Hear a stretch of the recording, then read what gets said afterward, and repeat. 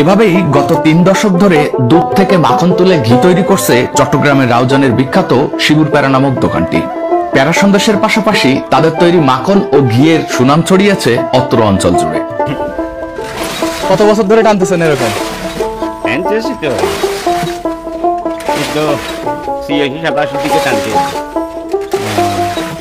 প্রতিদিন কয় কেজি দুধ ব্যবহার করেন এখানে? দুধের কোনো ইয়ে নেই, ডেলি এক এক রকম, 20, 22, 25, 28। আজকে কয় কেজি আছে? আজকে আছে ভাই 25-এর মতো। আচ্ছা, 25 কেজি দুধে কতটুকু মাখন উঠবে? এটা মাখনের আপনারা এখন গরম, এখন মাখন হবে কম, এখন মাখন তেলে দিতে। আচ্ছা, হবে 1-1.5 কিলো তো হবে। 1-1.5 কিলো মাখন হওয়ার পরে আপনার ওই দুধ যেটা থাকবে এটা কি করবেন? এটা শুকাই ফেললো 1 কিলো পর্যন্ত হবে। 1 কিলো সামনে বাড়তে হবে একটু, এখন গরম মাখন।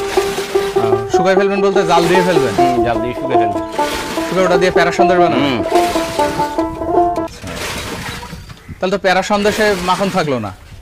ক্রিম 1 কেজি দুধ থেকে ক্রিম উঠবে যে 20 গ্রাম না 25 গ্রাম। হ্যাঁ, বাকি দুধগুলো কই যাবে?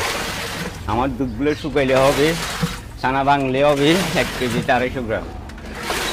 আচ্ছা, এখন প্যারা সন্দেশ আছে আপনার কাছে? আছে। তা আমাকে হাফ কেজি দেন তো একটু।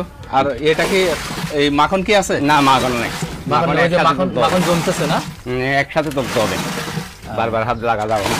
আচ্ছা আচ্ছা, এমনি একবার একটু দেখানো যাবে না? একবার একটু দেখানো যাবে না? কি মাখন? এই তো মাখন। ও মাশাআল্লাহ, এই যে মাখন জমে গেছে। আপনি মাখনও বিক্রি করেন, আবার এটা জাল দিয়ে ঘিও তৈরি করেন না?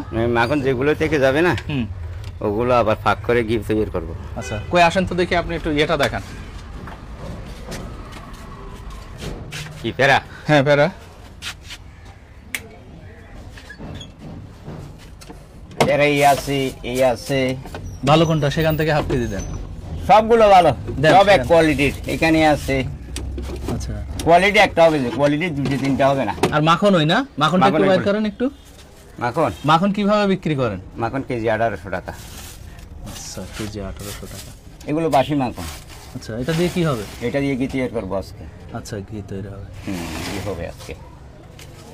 আর ইয়েস, আপনার প্যারা সন্দেশ কত করে? কেজি 500 টাকা। 500 টাকা। আমার 200 টাকা দেন। 200 টাকা দিতে পারবো। এই হলো সেই শিবুর প্যারা। শিবু আপনার দাদা ছিল না? আমার ভাই।